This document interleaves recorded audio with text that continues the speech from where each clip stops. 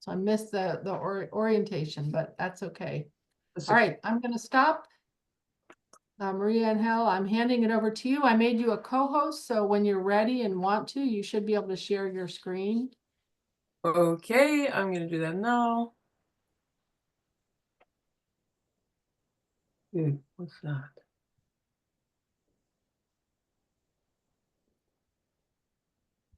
There. Can you see that screen? Triangle of slavery. Can you see that? Yes. Yep. Okay, good. So this is a very simple PowerPoint, trying to present where I'm at. Okay, I am starting with a big idea, which I'm briefly going to set out, and then I'm going to concentrate on the one bioregion where I live now, which is Sussex, southern England. But in my life, I'm 64, I have worked in Australia, Africa, and Europe, and the United States. And the big idea comes from the overall sum total of these 40-odd years of work entirely in regeneration of landscape and also in health. So I've had two parallel careers. Okay, so the big idea is this: turning a triangle of slavery into a triangle of freedom. You are all familiar with the triangle of slavery that linked Europe to Africa to the Americas. And it was originally a triangle of commerce in the minds of people who carried it out for about 400 years or so. And it has shaped the world that we live in so many ways. So the three regions that I'm involved with or have been involved with are the English Channel, La Manche, moors and towns. The two names have to be used because on one side it's called the English Channel, on the other it's simply called La Manche, means the sleeve. And these are the text in blue there. That's what I've put into my hub application on the school. So I worked in this bioregion for 26 years, creating a human ecology regeneration enterprise, now registered as a company, Genesis Agenda. And I'm soon to be registered with a twin community interest company. So that's the two aspects of my work always: regeneration on the ground, farming, gardening, and care and work in health. So I'm looking to create this company. It's not done yet. GWIS Care CIC, Community Interest Company. I'm in the process of connecting all the people and organizations I've worked during those years with to launch this bioregional learning center. And the city hubs we will focus on, you will see them on the map in a minute. Oakhampton, Bristol, that's on the west side. Brighton, Lewis, that's on the east side of the channel. My main connections will be the University Hospital NHS Trust, because I worked there for 22 years, and the Sussex Wildlife Trust here in Sussex. In Devon and Cornwall, there'll be others already in existence I'll refer to later. What links them, besides the channel itself, is two pilgrimage routes, very known, called the St. Mary and the St. Michael pilgrimage ley lines, that connect from Cornwall to Canterbury and across to Mont Saint-Michel, where it connects into Brittany and Normandy. So that's the one we're going to talk about today. I'll just briefly mention the others that I've started to work on, where I want to connect the three, but that will take a number of years. The one in Brazil, the Aragato-Tocantins River, so I won't read all of that, but basically I've been there already 3 times in 2.5 years, and I'm building a big understanding of that area. And the great rivers of the Sahel Sudan. There, the connection dates back to when I was 14, and I started to get interested in regeneration of the Sahel region because of my chief of class was from there, and there were these enormous droughts, and I started to raise money as a young one to help this. And I continued later on. This vision stayed with me, and I continued when I moved to Australia at 21, where I worked for 11 years in semi-arid land regeneration on a 5,000-acre property. I continued working with the people who created that project, who are the same people who created Biosphere 2, for those of you who've heard about Biosphere 2. And I visited several times Africa. I did a trip across Nigeria and Niger and Algeria. I went to South Africa. So there's a whole story there. And I continue supporting projects from afar, permaculture in particular. So if you will, the original motivation came from that, to watch this whole area of Africa, well, the whole of the African continent really being destroyed by this triangle of slavery. I have ancestry myself in my blood from both the Pacific Island and from the island of Reunion. So I have some African blood, small amount, but there it is. And the picture that I chose to illustrate this triangle is this one. It came from a guy who has started an organization called Mind Valley in California, who is looking at, the whole way we can transform our mentation in this new age. And he used that picture as a heading for an email he just sent as a round robin email last week. And he said that, let's get it out of the way. Borders are bullshit. They are imaginary lines drawn by dead men in wigs and kept alive by people in fear. They exist only on maps, but not in the hearts of the evolved. And yet we worship them like holy commandments. We let them define who gets access to safety, love, wealth, healthcare, and freedom. Let's break the spell. A borderless world is not just a utopian ideal whispered by John Lennon and the Federation in Star Trek. It's a data-backed, spiritually aligned, economically smart direction for humanity. So this is the presentation of the bigger vision behind it. Now, moving to this bioregion where I am. So I'm based here, that's the blue dot.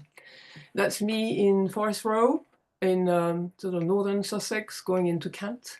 And here are it's a kind of a shoe-shaped, like a horseshoe-shaped geological environment of the South Downs that border the sea and the North Downs that are south of London.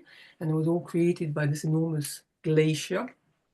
And I've been there for 22 years. Previous to that, I was here in the Dartmoor for 5 years. And previous to that, I was 6 years in London. That's when I arrived back from Australia. So that's the region, that's the channel. Here is Canterbury, where all the pilgrimage routes ended in England, but where they cross over into Europe is on this crossing here. Here is New Haven, and you cross to Dieppe, which is there.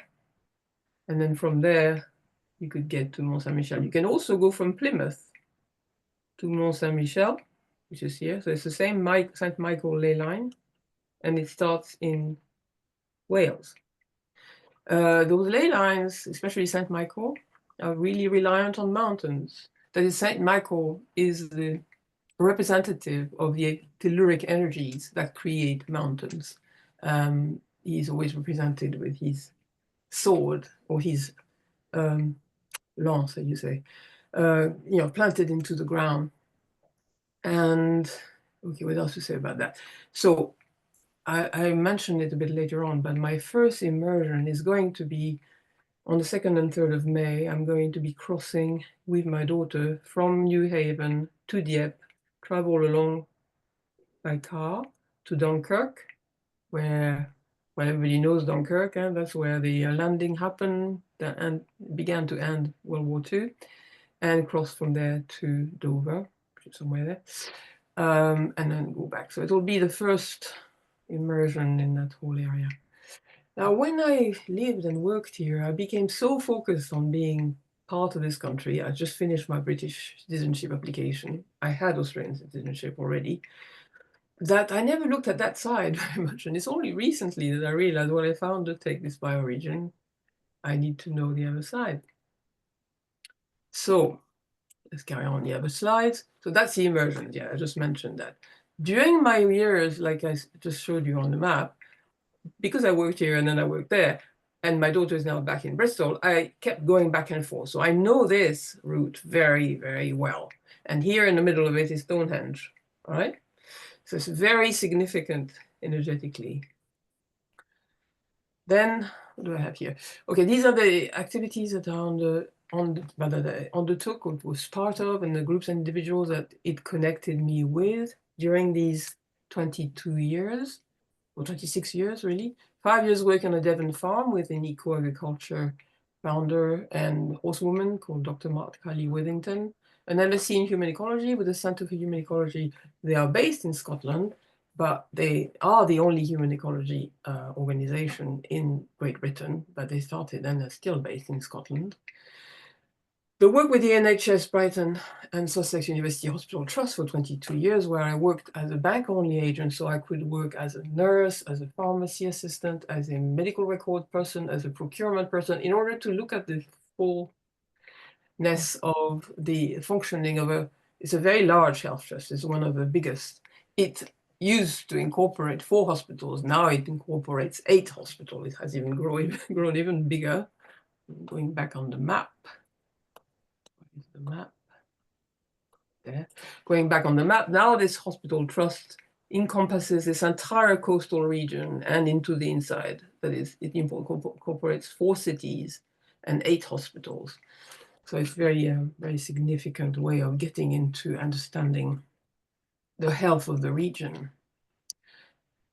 Creating a Friends of the Park organization of Stanmore Park, so a large city park that was an estate. Now, this whole area of England is basically estates. We might talk about it at another point, but basically estates was a fantastic way of organizing the country through 13th to the 18th century.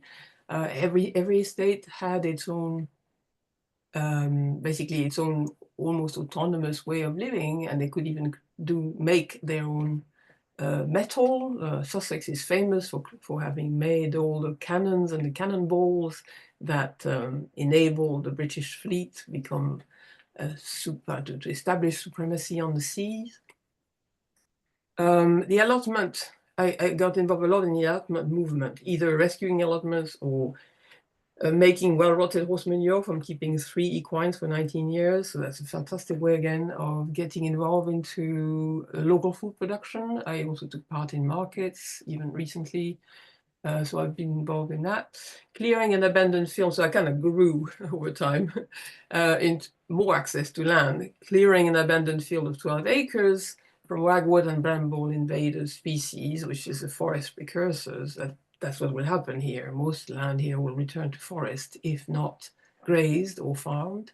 And so that took about 7 years with my horses by hand, with lots of friends and stuff. And that family let me stay there as a result. There's a lot of abandoned land in Sussex. In other words, land that nobody farms or grazes, because there's a lot of very wealthy people from London, and it is them who own the buildings, and often they don't know what to do with the land around it. Buying and transforming a 14-acre parkland entrance to an old estate. So that's exactly what happened there. This 14 acres was the parkland entrance to the old estate house, which had been destroyed because it was too expensive to upkeep. It had something like 37 chimneys. And so I basically, with others and friends again, transformed it into the embryo of a mini farm by adding internal fencing, waters, a massive hedge that kind of destroyed the design of the parkland, which was all these solitary oaks. Many of them, well, quite a few of them were already dying because they're actually too solitary, but that's the look that the 18th century gentleman loved, the capability brown design, if anybody knows of capability brown.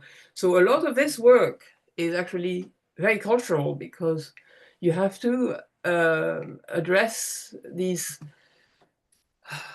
the way that the culture here, the society is enthralled to the height of the British Empire time, the 18th century. And there's been this series on TV called Downton Abbey, which has gone on and on and on, and it keeps being replayed. And everybody around my land there had bought all the old buildings and wanted to see themselves as the lord of the estate. See? They didn't want the land to be used for anything, just for them to see it. That's all they wanted. Working with the conservation director of Sussex Wildlife Trust, as a friend for 30 years. She's also a godmother to my daughter, and I'm godmother to her son. So I've learned a lot by working with her unofficially, sometimes on specific projects, but that's a big The wildlife trusts are very important in England, and they are kind of almost, you might say, the sole guardians of the countryside. Very, very respected organization. And working as a support worker and organizing workshops in that CAM means complementary and alternative medicine. So that's everything that's not allopathic, basically. Organizing workshops with various organizations for people with mental health problems. And now I'm going to start beginning to work with children and youth in residential care as part of an agency. So there the focus has always been the same health focus, but rather than working in hospital, I wanted to work in the community, in people's homes, and particularly address mental health, which is really the main issue of health that we are facing in the West. Everything comes from that. And that is a consequence of our colonizing action. You know, we have really damaged our minds and damaged our families and all that. Okay, and I'm almost at the end of my little presentation here. I'm throwing this in because it's basically part of my questioning. What is the question? Yeah. Here's the questions for today. How does the channel figure into the different hubs that are getting established in the UK? Go back to the map. I can begin to give the answer because there is the Thames River region here, which is Richard Coates and his group. There is the Western Atlantic, so we have to go back up here. But Dr. Peter Jeffs, who's organizing the Western Atlantic, he is based near between Bath and Bristol. He's somewhere there. And there's today, I actually just heard Isabel Carlyle of the Devon, South Devon bioregion, which is very established, 8 years now, and extremely well grounded into ecological economics. So I was very inspired by that talk tonight. So that's the 3 bioregions in the UK. And then there's this other one, which is, again, we don't see all of it. It's all the coastal region of the North Sea. So it touches on, well, all the countries there, Holland, Denmark, the Nordic countries, and the whole western or eastern coast of the United Kingdom.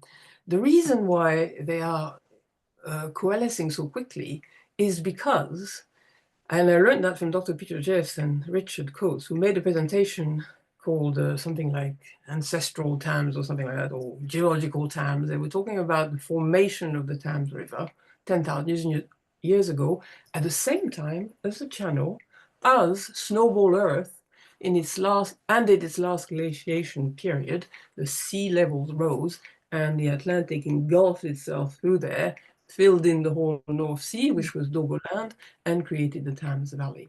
So that's the whole connectivity. I don't know the connectivity in the north in France yet, except my brother's in Dunkirk. So I hear stories from him. There's this massive crisis. There's an enormous amount of asylum seekers all trying to get into England. And you've got all these people and gangs of people arranging for people to make it across in little dinghies, and you have regularly people drowning and regularly an enormous hoo-ha about what do we do about all that. Besides that, there's massive fights between the fishermen of this southern coast of England and the fishermen of the northern coast of Brittany and Normandy. And especially there's been some massive fights getting quite violent in Guernsey and Jersey around the issue of how to divide the very rich fishing grounds of the channel. So that's all I know so far. Lots of other complexities. So how do we deal with that? And behind that, how do we deal with the wounding that started? So I've put the main events that I know are the wounding of the channel. The channel is a border, and it's a very wounded border. 1066, the Norman invasion, which has been called by an English friend of mine the biggest land grab in history because it was never returned. And to this day, the aristocracy of Great Britain is mainly Norman. It was reinforced by 100 years of war because for a while, for about 300 years, the northern France and all the way down to Aquitaine, so the whole eastern side of France was on the same king as the King of England. That was the Plantagenet dynasty. And after the death of Henry II, there was a massive 100 years of war as they tried to each claim a bit of that empire. Then the Spanish Armada attack occurred about 200 or 300 years later. At that time, the whole of the European continent and half of the Americas and many other islands and parts all around the world were under the Iberian Empire. This Spanish Armada arrived in the same channel. That channel had actually helped William the Conqueror to make it across from here to there. But when the Spanish Armada came from there, they hit the worst southern winds that can engulf themselves in there, and it destroyed them. It was, it was actually the weather that stopped the Spanish Armada. So that was another turning point. Where was I in that? I've lost my slide. There you go. Then there's the whole issue of the enclosures that happened over 300 years from the 16th to the 19th century, and that destroyed the peasantry of England and Scotland, and they all ended up going off either as convicts to Australia or as the Pilgrim Fathers to America, Plymouth being one of the central points where they all came in and out. And at the same time was playing itself out the slavery, I should have put that, the slave trade, which happened mainly out of all the ports here, especially Bristol here. And all of that. So there's a lot of wounding behind all that. Then you have the Napoleonic Wars, and then you have the Second World War. So the channel has been this, like, it just contains all of that. As a result, there is very little connection between France and England across the channel. It's still a very massive rivalry. There's bunkers all along the coast of France, bunkers and big, defenses all along the coast of England. So yeah, the channel has been a massive war zone. And the other question, we were possibly going to leave it because that was Corey's advice. But the fact is, there's a lot of stuff happening, projects of all kinds on the ground. And I've just seen how Isabel Carlyle in her Devon bioregion has been dealing with that. A lot of specialists, a lot of connections having to be built between lots of organizations for the coast, for the local authorities, etc. But I got a lot of inspiration by seeing how they were doing it. But that would be a question that comes after in my mind. Anyway, so here to finish, I just reproduced, I think that comes from Cascadia, the different steps to bioregional organization. Which starts by defining, mapping, identifying ecological, cultural, social characteristics, identifying stakeholders, that's the other way, designing a sustainable business model. That's what I saw in Isabel's approach of the Devon bioregion. They're already at that level. The land data is there, they have a business model, they have stakeholder facilitation models in place with targets and referring to the places or shoot and how you relate to them and stuff like that. Anyway, so I just put that in, and it's just to inspire the conversation more than inspire the responses to my questions. And then let's move on to the next. Yeah. And then also as another inspiration, that's my training in ecology and human ecology. So in ecology, the hierarchy of complexity of organization of the ecology itself is the central guidance. And I thought, I want to incorporate it in my thinking. I have done so all throughout my career and the various projects I've been involved with, where you go from the least complex, the soil, all the way to the most complex, the biosphere, and in between you have organisms, populations, gills, functional processes, patch, phase, mosaic, community, ecosystem, landscape, biome, biosphere. That's the ecotechnics people that I worked with. Odum, you may have heard about the brothers Odum, the big founding fathers of ecology. They use a slightly simpler, but basically still less, cell, organism, population, community, habitat, ecosystem, biome, and biosphere. So I think that's going to be part of the thinking for me and maybe for other bioregions. And then when I did my MSc in human ecology, I worked with the human part of the ecological complexity that is like sits on top of the biosphere. You have the individual organisms of humans or other members of the other kingdoms, the communities that they form, the cultures that they create through always culture creators. That is, whether it's animals or us, there will always be single individuals that kind of lead the way.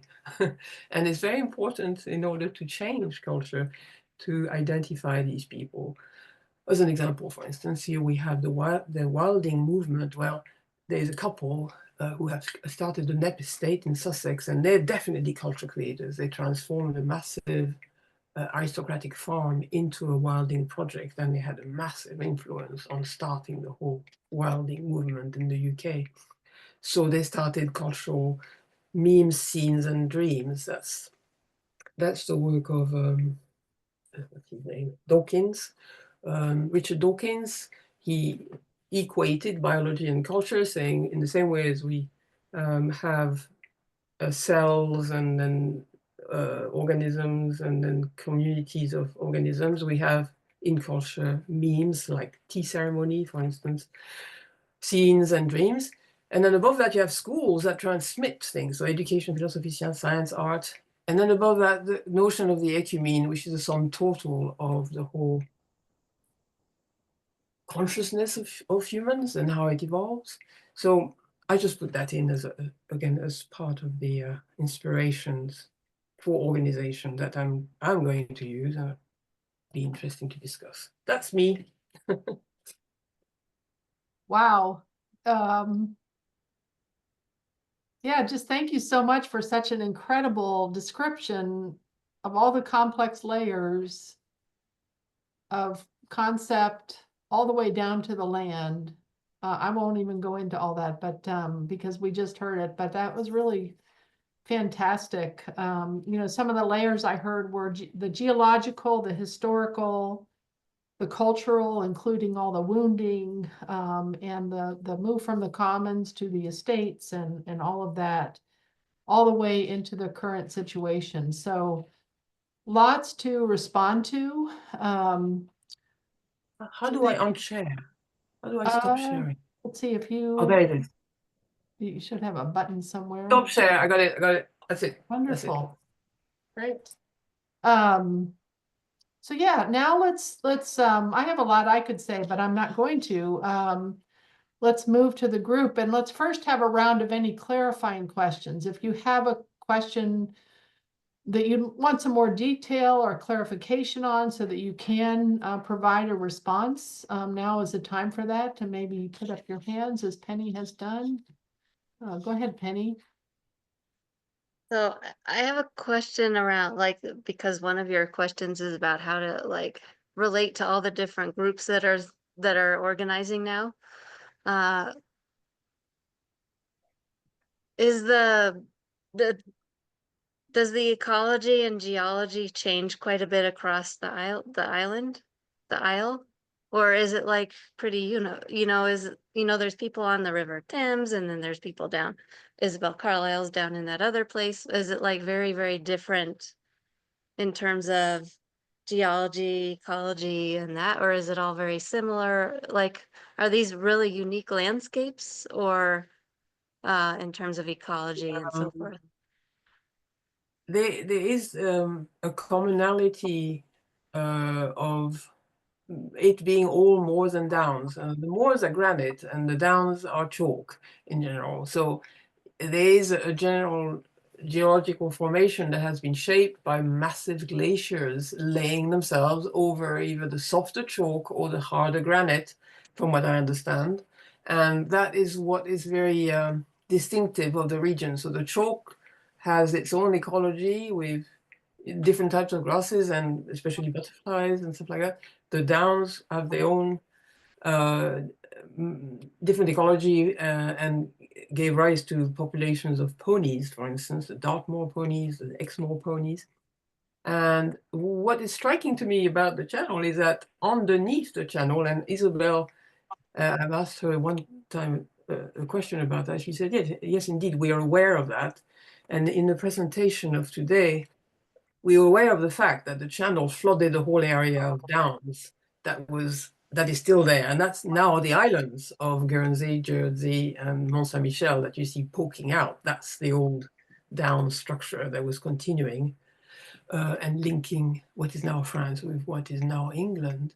And she actually said today in her presentations that even in South Devon, culturally, they have more connection with Guernsey, Jersey, the Cotentin Peninsula of Normandy than they feel that they have with Cornwall or Wales. She said that in passing. I just noted it. I thought, "Oh, that's interesting." Through the fishermen, the whole fishing community. And it must be connected with the currents, must be connected with the way the fish move and whatever, and the language as well.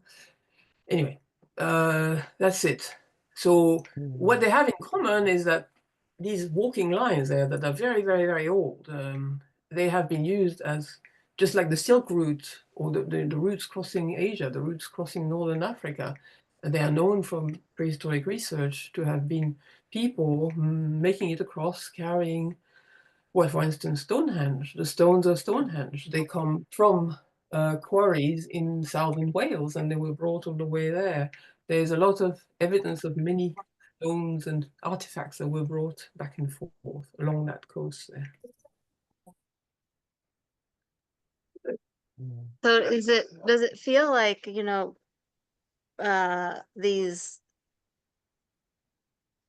the different groups like the Western Atlantic, and then there's the rivers of the North Sea, and then there's the bioregional Thames. They're all related. Like, is it very different cultures in these different areas? Is it There are overlays of culture because there was yeah. waves of people moving. They were, from what we know, they were first waves of Saxons and Angles, and then the Vikings overlaying that. The Vikings become the Normans, and then they reconquer where they thought they had a right by a family story to actually conquer because they had been there. On the east coast of England, the Danes come in and fought at the same time as the Normans were coming in. They were fighting the Anglo-Saxons. The Anglo-Saxons lost because they had to march from eastern England, where they had just defeated the Danes, all the way down to battle on the coast of Sussex, and they were exhausted. And that's part of the reason why William the Conqueror, with his little band of guys, were able to defeat them. So there was these waves, and then before all that, they were the British. So they were pushed all the way into Wales and then all the way into Anglesey by the Romans. That became Romano-British, and then over that, the Anglo-Saxons, and then over that, the Danes, the Normans, and so there's lots of cultural links, obviously, very, very strong. And the languages have mixed with each other. So Anglo-Saxon and all the old Nordic languages are the base. Latin laid over that, and then Norman French laid over that. And that's what makes the English language so powerful. It's just that it has absorbed all of that and created a unique language, which is very, people like it. I mean, it has taken over the world. Yeah. Thank you. Others with clarifying questions?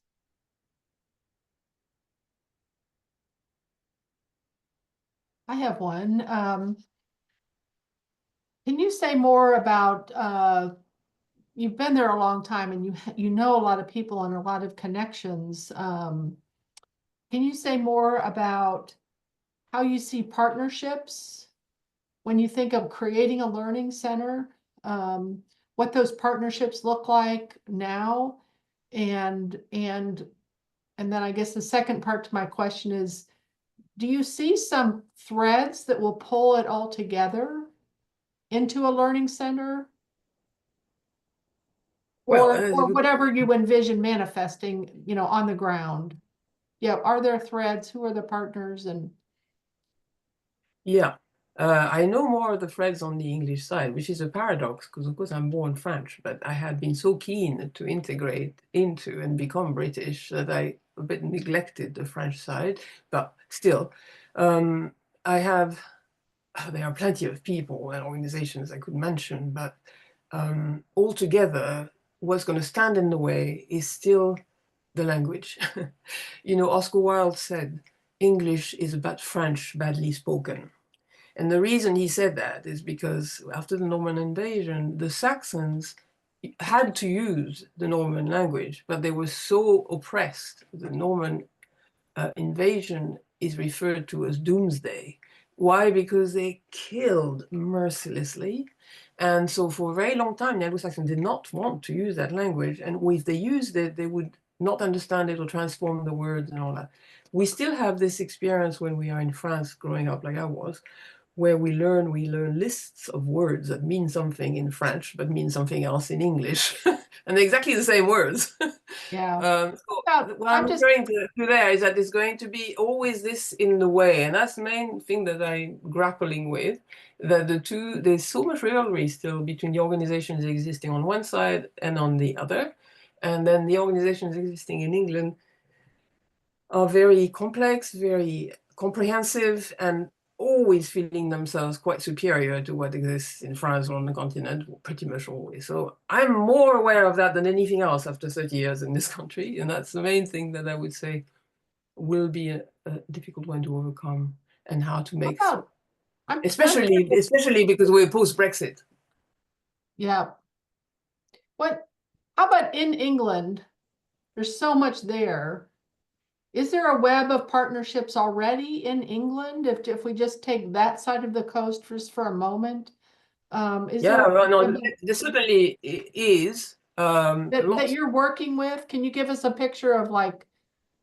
Well, there is, for instance, a wheeled to waves program that has started in the whole of Sussex and Kent, which connects organizations of the coast with organizations of the interior through the Wildlife Trust and through local authorities. They're making ecological plans. Every local authority has been making one recently to particularly deal with questions of housing and how to distribute housing. There's a shortage of housing in England, which is very peculiar again to the history of England and of the estates. I don't want to go into the whole thing of it, but housing is very controlled, and you have a Town and Country Planning Act of 1945 that divides the towns and protects the country enormously from development. So there's people trying to work across that. There are links between Sussex and, right now, that I know of, between organizations in Sussex and organizations in Devon, especially the Dartington group there that Isabel and Carlisle is part of, connecting with the Regenesis, through the Regenesis, with people who are working here in Sussex. The main links go through the cities. That is the city of Bristol, Brighton, and the city of Lewis. They are all cities that are very alternative, that have a lot of links with one another. So you can count on that, and I'm working on connecting people across that. Okay. And often the other thing that connects people a lot is the festivals, because the festivals attract people into the West Country or back into the Southwest. So the festivals and the youth are very, very strong on festivals. And often out of festivals, projects grow that become permanently established. So that's another form of connection. Yeah. Let's go to Larry's question. Thank you. Pretty amazing understanding of the historical perspective. And as I sit here and think about what I'm hearing, particularly as you look at history, you see all of the cultural battles and fighting that is still playing out to this day. And that's all due to a maybe what is considered a current or certainly historical worldview, which is all part of the problem that we're in today, is because that's still the current worldview. And I think what this process is about getting together with people who have understood that they are interested in moving to a more life-affirming worldview. And so they look at these matters differently. And I say the challenge is that there may be people who are working at the same vision at different places, even on the English side of the channel. And the same thing may be true, although you're really not sure about what's going on the French side of the equation and European, the mainland European, as you mentioned, some other countries going up, Denmark and so forth and so on. It would seem to me that when I get to the question of how are you planning to launch this? What are your next steps to get this going? I know from my experience, it is very, very difficult to get it going on a whole bioregional basis. This is for me. Mhm. I need to see if I can build a model because it's all about getting down to the grassroots. Can you build a model in a community where this is happening? Because ultimately it comes down to the grassroots local level. How do you build a more life-affirming community? So I take it way down, like where I live in the Cascadia bioregion, which is huge. It's massive. When I look at the Salish Sea ecoregion, that's 8 million people surrounding the Salish Sea, both on the Canadian and American side of the channel. Now, fortunately, we've got really good relationships, but pulling that together to me is a challenge. So I'm probably older than most of the people here right now. I don't have that many years left. Okay. So I have to focus really small. And I found that the challenge just in getting it going where I'm trying to get it going, a community of maybe 47,000 people, is a massive challenge. And it's up from a community where I tried to get it going with 17,000 people. But in that case, they were all living on different islands. So getting over the cultural hurdle to see that we're all in this together and for what are our shared values? What are our shared hopes and dreams? You've got to get people together at that point. And I would say that the best thing to do is to get it started with you, work with the people who are starting in other areas, look for commonalities that happens. But the only way I could go at this right now, after trying to get it going in big ways for decades, is it has to be started with something that works right down to the local community level and even beyond that, neighborhoods in that area, people in that area. But it's a coming together, it's a collaborative exercise. So that's both my question and just a comment about what you've stated. But you've got a tremendous understanding of this area.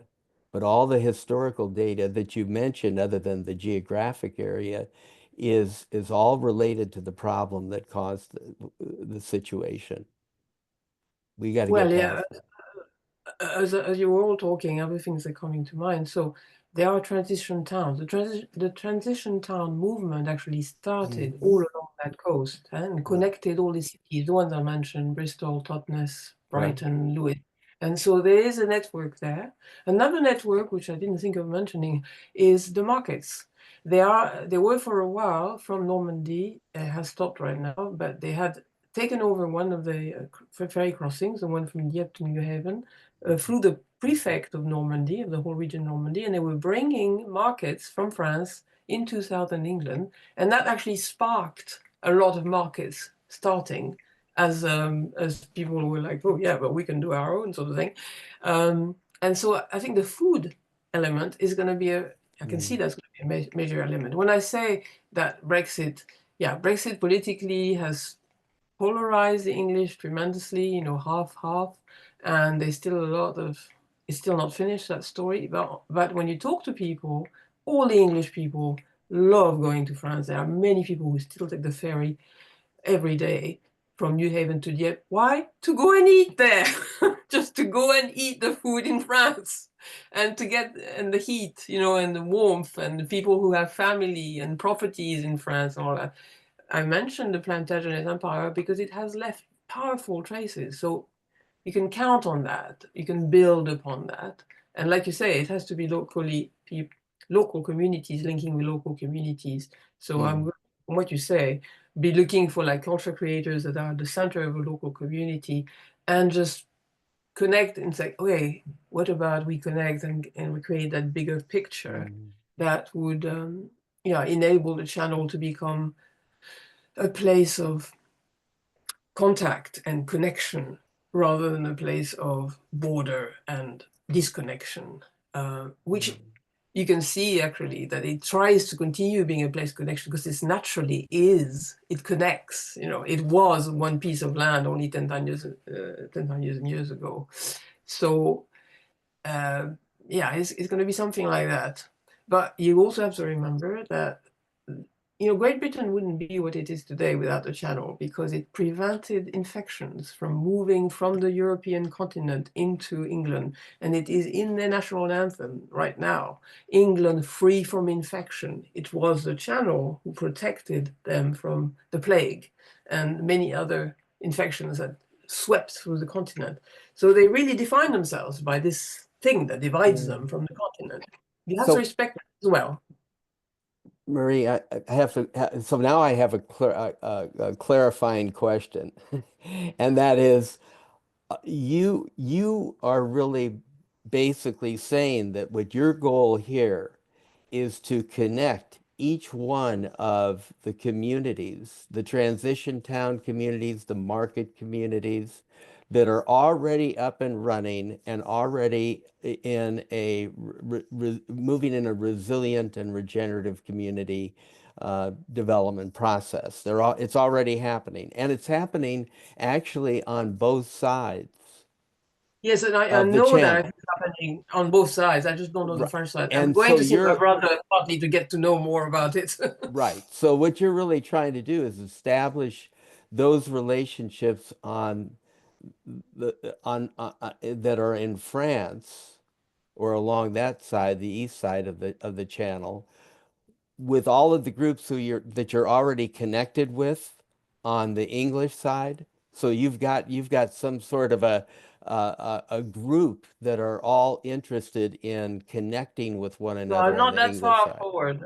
I'm not that far forward. I'm still in the process of connecting east-west and west-east along the English Channel, and I'm going to go into the Thames bioregion group in April and meet with Richard and Dr. Pete Jeffs in Bristol and Isabel Carlisle. And I'm still working on that side. But to get a first feel, I'm just going to do this mini immersion I with just see. me and my daughter to go to the other side and talk to my brother about it, and go to Paris and talk to people there that I know. Yeah. And just begin to. I know that on the French side, the French have a term called être engagé, and you get lots of enthusiasm very quickly on the French side. On the English culture side, it's going to be the opposite almost. They're gonna have a lot more like, oh yes, and what and that, what about that, and what about that, and what about this. It's a very pragmatic culture. Wants to know if it's possible first, So I will be the link because I have both cultures. I'm about to be citizen of both, and it's taken me 30 years to arrive at that. Well, actually, 41 years. I was 11 years in Australia before. And there's not many of us, but there are people like me. There are some. You're right. That's going to be an important community to connect with, people who can straddle both cultures. Let's move That's to what- Penny's question, and then Victoria, and then Kia or Ka and Victoria. Go ahead, So, Penny. just one thing that I'm wondering about is convening. I feel like maybe your role at this point, since you have some of these connections, is to start to convene Yeah. the different actors together. Yeah. So I just wanted to put that in there. It might be we're about to start talking about the design immersions in this next webinar. So Yeah. like actually designing an immersion where you're convening the Yeah, different I was actors. already convening in Bristol and then convening in Right. Brighton or Lewis, very close to each other, for the east and west side, and then convening also maybe Mont Saint-Michel. I was thinking of a trip to Mont Saint-Michel. I was thinking of walking part of these pilgrimage routes, maybe little chunks of them, so we can realize why they're where they are. Things like that. That's further down the line. I keep thinking about music. Good point. I love I love channel songs. Yeah. There are so many channel songs. There's a group called thier. You, as French, might know it. What the culture and the language that is combining this region is the Bretons, the Bretonic, right? Well, on the west side, yeah, definitely. Yeah. Exactly. And the fishing culture and the song and the music culture of sailors through the channel. And there are Absolutely. loads of channel songs. And I love this music. And it's the same songs in English and French. Yes, and in Dutch, There's the and in same Spanish, song and all over. Yeah, in absolutely. Spanish, In exactly, right? Spanish, in Dutch, in Portuguese, you find them again and again and again. The same music. So Mm. you're right. And now I get goosebumps.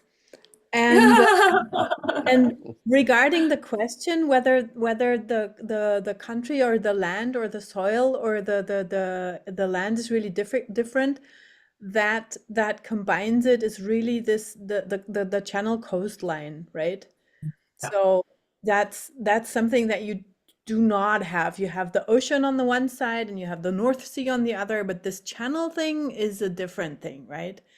And that I find is really like a wonderful cultural, yeah. And there's also there's the rhythm and there's the tides and there's the kind of shanties. Like there's, I think there should probably be some songs that do the like the you know the rhythm Yeah, of yeah, yeah. bringing in the And net I'm and going to see stuff. my brother because he has started to sail recently, and there's a massive carnival in Dunkirk, which is the biggest Yeah, carnival in the whole north of Europe, maybe one of the biggest in Europe, one of the biggest in the world. So he is much more connected. So I'm going to like, you're right, you must not forget. right. I So mean, the central you thing to can understand connect. is that it's a sea. Yeah. If you can connect to that, then you connect probably pre-war Yeah. um, atmospheres, and that might be super interesting for the people that are not like transition town and for the like the regular going out with the boat, getting the mussels out. Oh, yeah, yeah. People. Yeah, there's a So lot of people. I know one in who's actually part Dutch, part Brazilian. He makes the connection between the two bioregions. That's from him I started to get stories about the whole connection. And he, with his boat, he comes from Holland and goes to the coast of England and just has a dinner in a pub and goes back to. It's like that. It's easy with the sea, you know. exactly.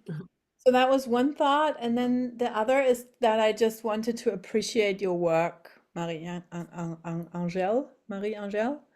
I Yeah, really Mario. wanted to appreciate your work. I find it so inspiring, and it's like from my perspective, and I'm just like starting to sense what's out there and around me, and we cannot like do it all in the same way because it's all different bioregions, it's all different cultures, it's all different lands, you know? I mean, it's great to look and be inspired from each other, but it's really it's emerging.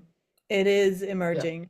And this like yeah, if conversations like this and thoughts like this and the storytelling and the rhythms that and the what I said in the beginning, right? The what's happening underneath, what's happening in the soil and in the hidden and in the dreams and in the conversations at in the pub and here and there.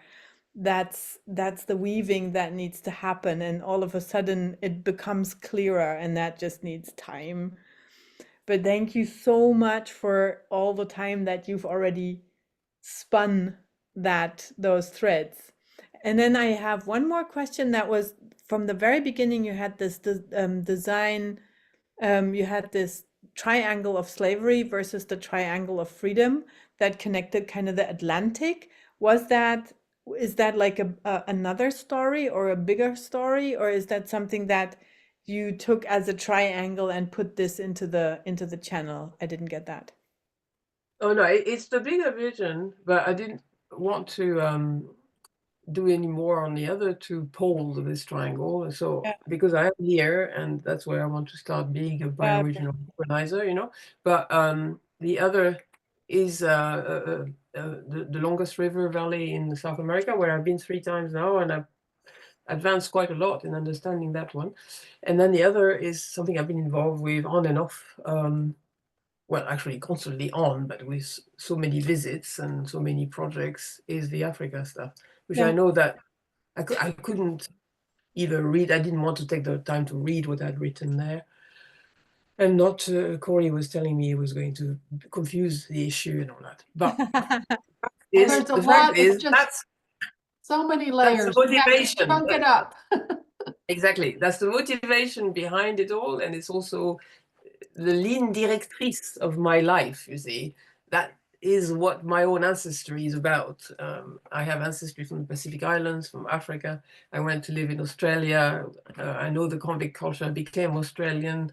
And so all of that connects for me. But I didn't want to complicate the issue. But you can't think about the channel without thinking about that, because who controls the English channel? It's called La Manche by the French, actually controlled the fate of empire. That is where the fate of empire was decided over and over again.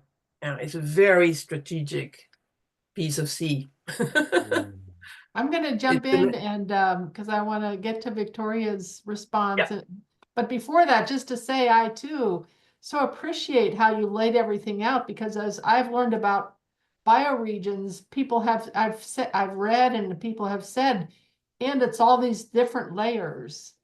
But this is the first just like full explanation of layers of the whole bioregion. So I really appreciate that. The history, the culture, the wounding, the good things, the rhythms, the what, so I do just want to give a big shout out to that, this whole picture.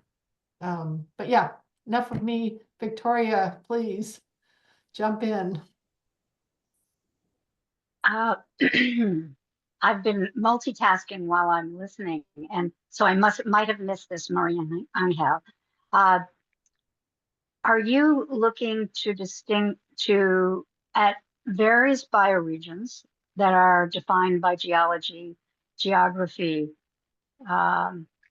ecosystems, and culture, and having them know each other to connect as wholes into a larger whole? And then that's on the English side. And on the French side, is there some sense that it is the same bioregion on the French side and on the English side? Or, I can definitely see the trade and the distinctiveness of the French side and the English side and their commonalities. But I'm just trying to understand, where do you see the bioregional potential fuzzy lines, and the value of the connections, one to the other? Or is this one bioregion and there's just different hubs given the geography? Well, I perceive it as one bioregion. Definitely it is, in the sense of the way people lead their lives. There are people who swim the channel every year. There's some big swimming competitions. There are people who do it just for like being Iron Men and Iron Women. That's how easy it is to do. What has divided it has been the history of conquest. And for a while, there was a North-South empire, like I said, the Plantagenet Empire. You can research it for yourself. You will be struck that there was such continuity North-South for a long period of time, and then it was lost. But it still exists underneath. Like, for instance, to give you an example, the region of Bordeaux, which was part of the Plantagenet Empire, which stretched the whole length of England and the whole, what is now France, except for a little bit around Paris, and all the way down the Vendée, Gascony, the whole of the Aquitaine region. It stretched all the way. And therefore, Bordeaux was a major center of that empire. And to this day, when the Bordeaux wines come out every year, the first pick of Bordeaux wines, it is still going to the London market first, because the London winemakers date back to that time. And they I have still a privileged position in that they're going to get the first border wine from that region. There's plenty of that left everywhere. That empire is still there, you know, in the way people lead their lives. Just making them aware of it again. That's I think what that's going to be my task. Like the gentleman was saying, you know, is going to be a matter of going to each of these and say, do you remember? Do you realize? Do you want to? Don't you long for? You know, because everybody at some level will be longing for it. It's just that they think it's not possible because it's prevented by a law, it's prevented by this, it's prevented by that. Yeah. That's really cool. And one of the other places you might think as an analogy, but it won't look like an analogy, is the Great Lakes. Indigenous people traveled all over the Great Lakes. It looks like, oh my God, how could they do that? You know, and they did. And they were all part of the Great Lakes Basin. And so that was a commonality. And yet there were bioregions that lined the Great Lakes, you know, given the different ecosystems around the Great Lakes, which are many and varied, but they all share the common Great Lakes Basin. Yeah. And we recognize that, and we're really looking forward to that kind of subcontinental unity across what might look like very different everything. And in the alternative governance system and world that we're looking at creating, those will be trading partners, and they will be part of a privileged ecosystem because of those historical connections and cultural connections. And yet they're distinct. And I think what people like, it sounds like the French and the English, they want to distinguish themselves from each other. So they are both the same and distinct. And if you could create the distinctions of the various areas that map onto their regional pride and the products they produce and the particular kind, you know, specificities of their flora, their fauna, and how they will trade in the future, you know, like that will be one of the reasons to know each other, such that the future way that humans interact, that you're kind of placing those paths. You're beginning to see those paths before they're even there. Yeah, I get you. I get you. Let's go to Penny, and then Maria, and how interested in any final comments that you have from the conversation today, and then we'll see who wants to volunteer if we have one on the call today and wrap up. But go ahead, Penny. I was just going to add to, like, adding on what Larry was saying and then what Victoria was just saying, like, to be thinking in these nested scales. Like Larry was saying, I have to go super local. Like, like he realized like he has to start there. And having tried these ginormous scales. And then Victoria's talking about the Great Lakes, which is like the big bioregion, the Great Lakes Basin, but she's working in a certain part of it. So that question about, is this a whole, is it a bioregion, like the English Channel? What's the fuzzy boundaries? But you could think about the scales that you work in, and you could actually work in multiple scales. So maybe there's a real, very local that you do where you're living, like, and you start with a hub there or something. But you're also connecting across the channel into the French, and you're working at a bigger scale to start to expand the worldview, or, you know, so it's like to think about that, to think about that you can work in multiple scales, and you can link the scale, the relationship between the scales as you're working. Yeah, I would like to just say, if I could just jump in there, that I was just writing in the chat that as Penny was speaking, I think of each community on either side of the channel as nodes. They're nodes. And what you're really doing, and this is what people like Brandon and Claire are trying to do up here with Regenerate Cascadia, it's how do you connect those nodes? how do you basically demonstrate to them that there's great value in connecting because you have more power together? And just as you mentioned about the wine, that channel should be in a tremendous, except for Brexit, it should be a tremendous trading channel where those two parts come together as one. And the advantages, the benefits are still there. So you're really bringing together what are in the common best interests to those communities that are growing on each side for them to connect with one another. And that seems to be your mission.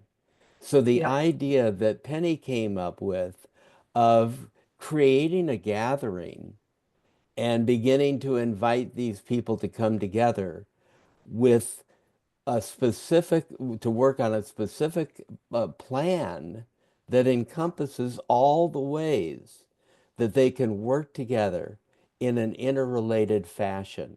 Because again, they need to be seen as part of a whole. Mhm.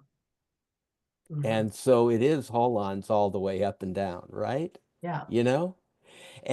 So if you want to work at that level, I think the pieces are already in place. They just need an invitation to come together somewhere and really begin to build this. Yeah, I think this is mini immersion in my daughter is partly going. I chose to do that because I remember that crossing from New Haven to Dieppe, right? For about 10 years, it was held by this company Transmanche, which was under the leadership of the prefect of the region of Normandy. And during this time, we had these wonderful French markets, and everybody misses them over here now because they brought all this variety of fruits and vegetables and cheeses and garlic and all that. That you do not find in England because the English agriculture has been so ground under. And so, yeah, we have small markets, but it's nothing like what the French have. So I'm thinking that's going to be a big, big, big one to connect the markets with one another. Again, and why did Transmanche fail? Why is it the FDS that has taken over all the ferries? There's no more.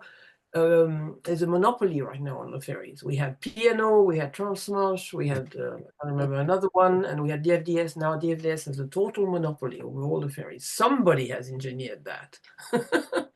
There's some powerful commercial interests at work that are trying to make money.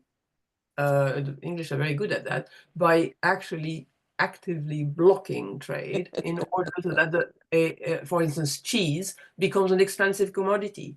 In any supermarkets here, you'll have 5 or 6 different cheeses, all in the fresh is always presented in little slices, all packed in plastic that cost a fortune.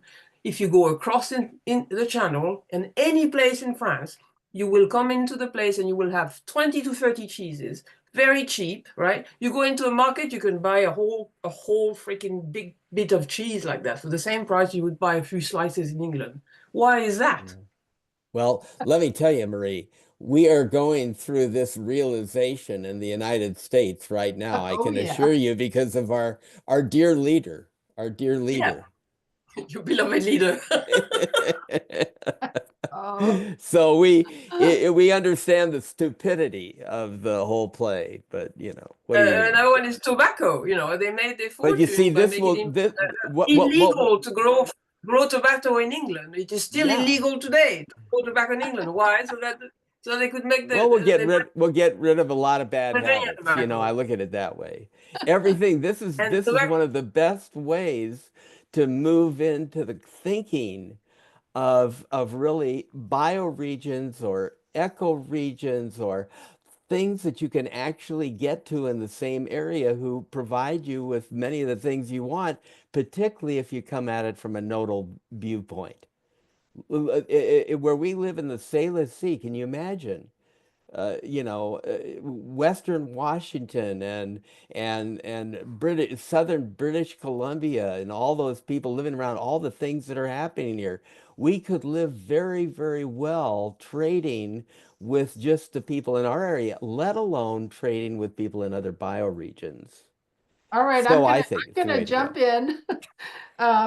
Such a rich conversation, and it could just keep going, right? But there is Zoom fatigue, so I'm gonna Oh. manage the time and try to honor beginning and ending on time. But such a rich, thank you so much, Marie Angel, for bringing this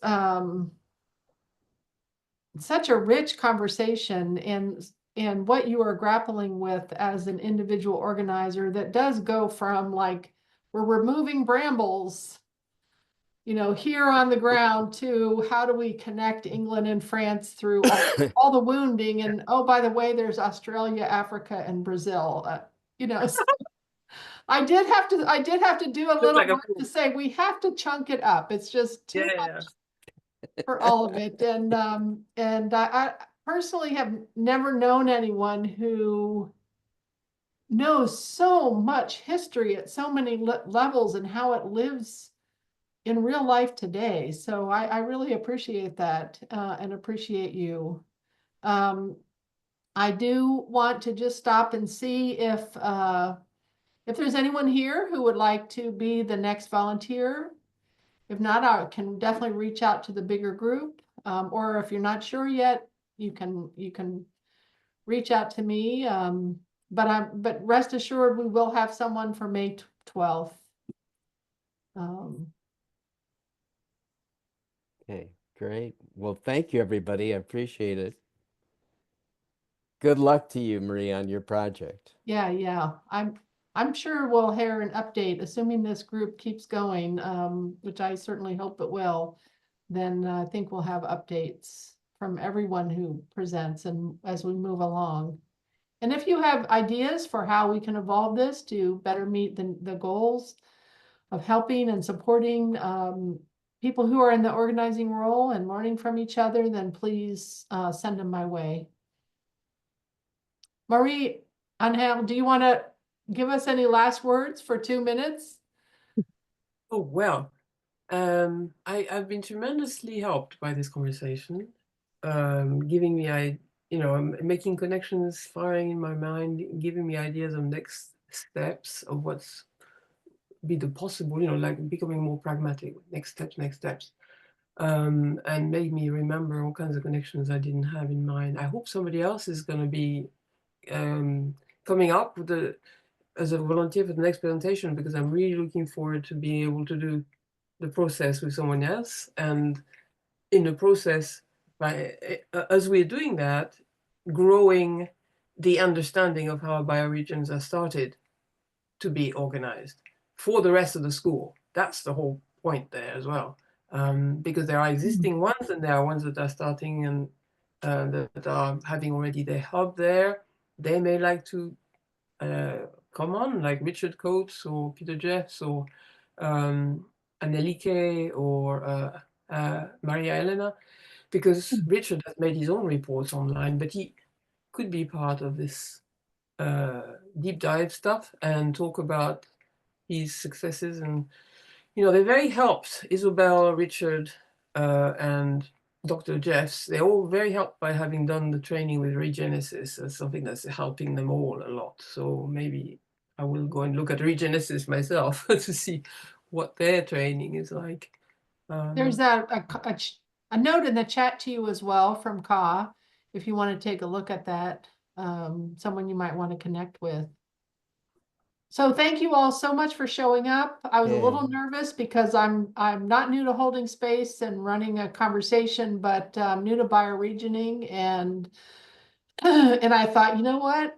There's wisdom in the group, so just relax. And that certainly came out today. And Lori did a that's great the whole job. goal.